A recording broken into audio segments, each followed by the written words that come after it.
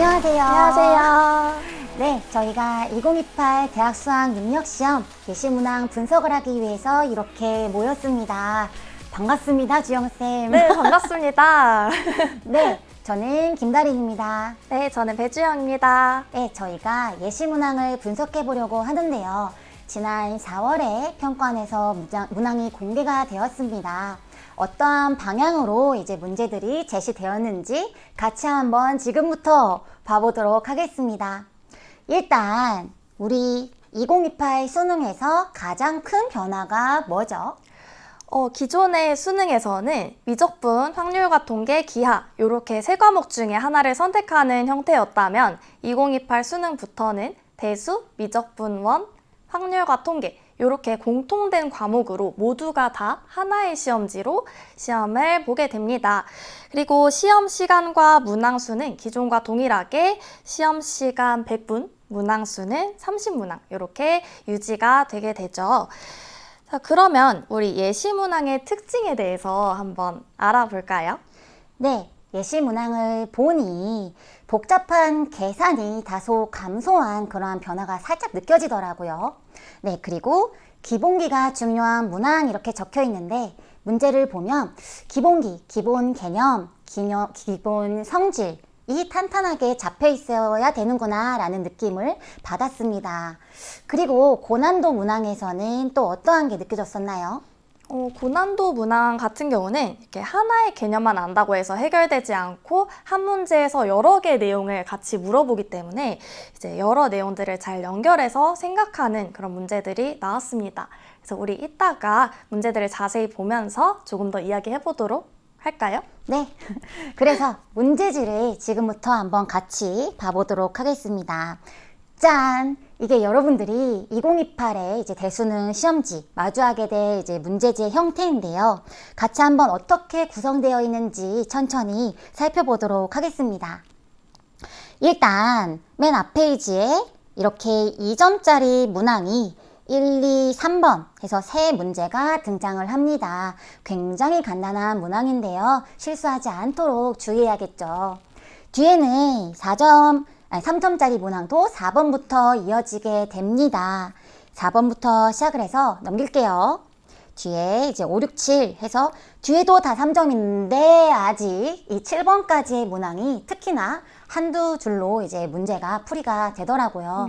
아주 많이 간단하다라고 이제 말을 하고 있는 거고요. 뒤에 3점이 이제 이어집니다. 그리고 13번까지가 3점짜리 문항으로 이렇게 구성이 되어 있습니다. 네, 그리고 다음 14번부터는 이제 4점 문항으로 이어지게 되는데 확실히 3점 문항보다는 문항의 길이도 길고 풀어보시면 아시겠지만 풀이의 길이도 조금 더 복잡해지는 것을 확인할 수가 있습니다. 그래서 쭉 넘겨보시면 14번부터 출발을 해서 21번까지 단답형 문제들이 객관식 문제들이 나오는 것을 확인할 수가 있고요. 특히 마지막 21번은 확률과 통계 문항이 출제된 것을 확인할 수가 있습니다. 그리고 이제 다시 3점짜리 문항이 등장하게 되는데 단답형이죠. 22번부터는 이제 단답형으로 다시 가벼운 문제들이 등장을 합니다. 역시나 실수하지 않아야겠지. 이렇게 22번부터 22, 23, 뒤에 24, 25번까지 3점 문항이 이제 등장을 하고요. 이제 실수하지 않고 빠르게 해결을 해준 뒤 26번부터 다시 4점이 등장을 합니다. 26번부터 맨 뒤에 26, 27, 28, 29, 30번 이렇게 마무리가 되는데요. 그러면 우리가 지금 전체적인 구성이 어떻게 되어 있는지 정리를 한번 해보자면 2점에 해당하는 문항이 3문제가 등장을 했고요. 3점짜리 문항이 몇 문제게요? 14문제입니다. 14문제이고요. 그리고 4점짜리 문항이 13문제. 이렇게 지금 총 30문제가 이제 구성이 되어 있습니다. 그래서 우리가 여기서 이제 전체적으로 살펴봤으면 하는 게 3점짜리 문항이 14개나 있다라는 거는 우리가 기본적으로 잡아가야 될 문제가 그만큼 많다라는 거예요. 여러분들이 이 문제를 놓치면 안 된다라는 거고 꼭 이전자리와 함께 실수 없이 잘 챙겨주셨으면 좋겠습니다. 그리고 4점도 챙겨야겠죠. 네, 달인쌤이 말씀하신 대로 2점과 3점은 4점에 비해서 간단한 문제이기 때문에 실수 없이 꼭 다 챙겨가야 되는 문제들이고, 하지만 4점 문항도 13문제, 많은 문제의 문항수입니다. 그래서 여러분들이 등급을 높이기 위해서는 이 4점 문제도 꼭 챙겨가야 되기 때문에 여러분들이 기본 개념부터 탄탄히 다져서 3점까지 잘 해결을 하신 다음에 깊이 있는 공부를 통해서 4점 문제까지 잘 챙겨가시는 공부를 하시면 좋을 것 같아요. 네, 우리가 3점부터 4점까지 차근차근 다 챙겨야 될 것 같고요. 우리가 이 중에서 몇 개의 문항을 더 특별하게 한번 살펴볼까 해요. 그래서 대수부터 한번 문항들을 같이 살펴보도록 하겠습니다. 어떠한 문제들이 이제 살펴보기 좋을까요? 네, 일단 대수에서는 30번 마지막 문항을 같이 한번 보면 그 fx의 함수식을 먼저 보시면 굉장히 함수식이 복잡하게 나와 있는 것을 확인할 수가 있습니다. x가 0보다 작거나 같은 경우는 지수함수, x가 0보다 큰 경우는 로그함수, 이런 형태로 등장하는 것을 볼 수가 있는데, 여러분들이 지수함수와 로그함수가 서로 역함수 관계다라는 것을 잘 파악하셔야 되는 문제였습니다. 근데 또 그냥 역함수 관계가 아니라 평행이동의 관계까지도 고려해야 되는 그런 문제였어요. 그래서 그거에 대해서 파악을 하고 난 다음에는 그래프 개형을 잘 그리셔서 가번과 나번 조건을 만족하는 형태의 그래프 개형을 찾아내야 되는 그런 문제였습니다. 역시 그래프 개형을 이용해서 이제 올바른 그 맞는 경우를 찾아가는 그러한 문제가 항상 많이 등장하는 것 같아요. 여러분들이 많이 연습을 통해서 그죠? 익숙해져야 될 문제의 유형인 것 같습니다. 네, 맞습니다. 자, 그럼 우리 다음 과목인 미적분 1의 문제로 넘어가 보면 28번 문항을 보시면 fx가 4차 함수의 형태로 등장이 되게 되는데, 이번에도 gx를 잘 보시면 fx를 평행이동한 형태의 형태의 함수가 나오고 있습니다. 자, 그리고 문제의 조건을 보시면 hx라는 새로운 함수가 나오는데 hx를 지금 모르는 상황입니다. 근데 나번 조건을 보시면 절대값 x가 k가 아닌 경우는 이걸 쉽게 넘길 수가 있어요. 그래서 hx가 어떤 함수인지를 알 수가 있는데 절대값 x가 정확히 k일 때가 문제입니다. 그래서 그때 가번 조건을 활용해서 극한값이라는 것을 이용해서 미분계수의 내용과도 연결해야 되는 그런 문제였어요. 그래서 여러분들이 보시면 한 문제에서 되게 여러 개의 내용을 물어보고 있다라는 것을 알 수가 있어요. 앞에 대수 과목, 미적분 1 과목에서도 마찬가지예요. 그래서 어려운 문제를 풀 때는 하나의 개념뿐만 아니라 여러 내용들을 연결해서 하는 공부를 잘 해 나가셔야 될 것 같습니다. 자, 이렇게 대수와 미적분 과목에 대해서 한번 살펴봤는데요. 그러면 우리 확률과 통계에서는 어떤 문제가 나와 있는지 한번 확인해 보도록 할게요. 역시 대수와 미적분에서는 우리 식의 조작과 식의 해석이 많이 요하게 되는 것 같아요. 그쵸? 많은 연습이 필요할 것 같습니다. 다음으로 확통으로 넘어가 보도록 하겠습니다. 우리 6번을 제가 넣어놨는데요. 사실 이 6번에 해당하는 문제는 보시면 3점짜리 문항입니다. 간단하게 마찬가지로 한두 줄로 이제 문제풀이는 구성이 되지만 왜 등장했는가?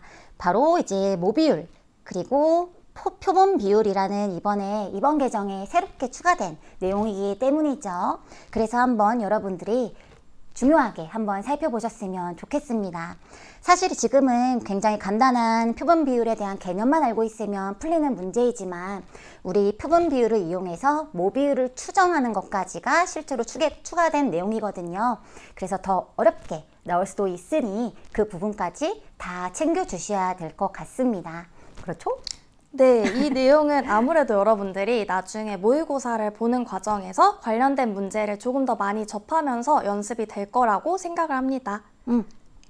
그리고 그 다음 문제를 보시면 21번에 해당하는 문제인데요. 문제가 진짜 길고 복잡하게 생겼죠. 확통이 이런 문제가 이제 자주 등장을 합니다. 으악, 길다라고 이제 해당하는, 이제 느껴지는 문제요. 근데 이 문제가 이제 결과적으로는 우리가 확률과 통계 과목에서 배우게 될 이제 중복조합의 개념이 메인이 되는 문제입니다. 그런데 사실 문제를 이렇게 읽으면 중복조합이라는 게 바로 떠오르지가 않아요. 그렇기 때문에 어떤 수단을 써야 될지라는 거를 찾아가는 게 핵심이 되는 확통의 문제가 한 문제는 숨어서 등장하지 않을까 싶고요. 우리 문제를 한번 살펴보게 된다면 지금 문제의 조건 안에서 이웃한 그 카드의 숫자의 간격의 차이가 2다라고 나와 있죠. 그렇기 때문에 지금 문제에서 0이라는 숫자의 카드와 2라는 숫자의 카드의 배치가 가장 첫 번째 중요하게 고려가 돼야 됩니다. 즉 0과 2라는 카드를 어떻게 배치하느냐에 따라서 경우가 나누어진다라는 얘기인데요. 제가 그 중에서 하나 예시로 이렇게 배치를 한번 해볼게요. 이렇게 2020이라고 이제 문제를 나중에 풀어보시면 이런 식으로 배치가 되는 경우가 하나 존재하게 되는데, 이때 결국은 남는 이제 1에 해당하는 카드들을 이 빈 공간에 어떻게 나열하면 좋을까, 어떻게 배치하면 좋을까를 생각하는 과정이 이제 흘러가고요. 즉, 이제 중복조합에 해당하는 의미 아닌 정수의 해일 개수를 나타내는 이제 이 경우의 수를 구하는 문제로 간단하게 데려올 수 있고, 이 때문에 이제 우리가 중복조합을 이용해서 해결하게 되죠. 지금 이제 전체적으로 하고자 하는 말은 우리가 문제를 이제 읽었을 때 그 상황을 해석해서 내가 알고 있는 가장 간단한 형태로 가져오는 게 중요할 것이고, 그로 우리가 이제 중복조합을 사용하면 되는구나 라는 거를 이제 정리해 주시면 되겠습니다. 이렇게 사실 맨 뒤에 남은 계산은 또한 간단하더라고요. 이렇게 어떠한 개념적인 이제 메인 개념을 사용하면 좋을까라는 거를 해석하는 게 중요한 문제가 되겠습니다. 사실 지금 21번 말고 뒤에 29번에도 아까 확통 문제가 있었잖아요. 근데 제가 21번을 이렇게 넣어놓은 이유는 29번도 물론 이제 확통에 대한 문제이지만 읽어보시면 조건부 확률이라는 이제 확률과 통계 개념이 바로 보이더라고요. 그래서 29번은 오히려 보다 그 어떠한 사용될 개념이 바로 보이는 문제였던 것 같고, 21번이 그 단서가 더 숨어있는 문제가 되었다. 그래서 이러한 문제 형태를 한번 주의 깊게 많이 연습해 보시고 실력을 키워주셨으면 좋겠습니다. 네, 이렇게 문제 유형들을 몇 개 살펴보았는데요. 그래서 우리가 이제 과목별 주요 포인트를 보자면 어떠한 점을 볼 수 있을까요? 네, 우선 첫 번째로는 공통수학 1과 2가 기본 시험 범위에는 직접 출제는 아니지만 간접 출제다라고 이야기를 하는데, 우리 앞에서 주요 문항들을 보셨을 때 아시다시피 우리 대수와 미적분에서도 그 문제의 조건에서 집합의 표현이 나오거나 아니면 그래프의 평행이동, 이런 내용들이 공통수학 2에서 여러분들이 학습하는 내용인데, 이런 내용들이 간접적으로 출제되었다라는 것을 알 수가 있습니다. 그래서 여러분들이 문제를 이해하기 위해서는 이 1학년 때 학습을 하는 공통수학 1, 2를 반드시 잘 공부를 하셔야 될 필요가 있을 것 같아요. 우리 1학년 친구들 지금부터 단단하게 같이 챙겨가도록 합시다. 그리고 대수, 미적분, 원은 기존과 유사하다라는 느낌을 받았는데요. 네, 아무래도 이제 큰 변화가 있지 않은 과목이다 보니까 지금 우리가 마주할 모의고사 문제들을 같이 잘 풀어가면서 실력을 쌓으시면 될 것 같습니다. 그리고 확률과 통계는 또 어떨까요? 확률과 통계는 이제 2028 수능에서부터는 대수와 미적분과 더불어서 주요 과목으로 같이 함께하게 되었기 때문에 아무래도 난이도가 조금 높아질 수 있는 가능성도 있다라고 생각이 들고요. 그렇기 때문에 대수, 미적분, 원과 더불어서 주요 과목으로서 여러분들이 잘 학습을 하셔야 될 것 같습니다. 자, 우리 이제 앞으로 어떻게 공부하면 좋을까요? 이를 한번 얘기해 보려고 하는데, 모의고사 형태의 문제풀이 연습이 너무나 많이 필요하겠죠. 지금 대수능을 위한 분석을 하고 있잖아요. 이에 대한 연습이 모의고사이니까 우리가 이제 주어지는 그 기회들을 잘 열심히 풀어보면서 그 형태를 익숙해지시면 될 것 같습니다. 네, 그래서 수능을 위해서 여러분들이 모의고사 연습을 하면서 계속적으로 문제풀이를 연습하셔야 될 것 같고, 그리고 지금 상황에서는 기본 개념에 대해서 철저히 다져서 우리 앞에서 이야기했다시피 2점과 3점 문제 꼭 다 챙겨가셔야 되고, 그리고 난이도 높은 문제까지 챙겨가기 위해서는 깊이 있게 이해하고 공부하는 습관을 들이시면 깊이 좋을 것 있게. 같습니다. 네, 그리고 수능과 내신을 모두 챙기셔야 되는데요. 우리 수능 공부가 내신 공부고 내신 공부가 수능 공부이기 때문에 차이 따로 두지 말고 같이 잘 준비해 주셨으면 좋겠습니다. 네, 그래서 우리가 지금 예시 문항을 한번 같이 이야기를 나눠보았는데 저희가 3월, 6월 모의고사를 치르면서 또 그 과정을 같이 하면서 이미 몇 문제 이제 적응을 해가고 있잖아요. 그쵸? 우리가 후에 도달할 2028 수능까지 여러분들이 그에 대한 더 적응력을, 실력을 키워가셨으면 좋겠고 저희가 그 과정에서 계속 함께 했으면 좋겠습니다. 네, 그래서 우리가 지금까지 2028 대수능 예시 문항을 같이 한번 분석을 해봤는데요. 여러분들 지금 너무 걱정하기보다는 지금 우리가 할 수 있는 것들 잘 하나씩 해가시고 여러분들이 가는 과정에 저희가 함께 할 수 있으면 좋을 것 같습니다. 네, 그러면 저희 하나, 둘, 셋 화이팅을 외치고 떠나보도록 하겠습니다. 하나, 둘, 셋 화이팅! 안녕! 안녕! 안녕, 안녕!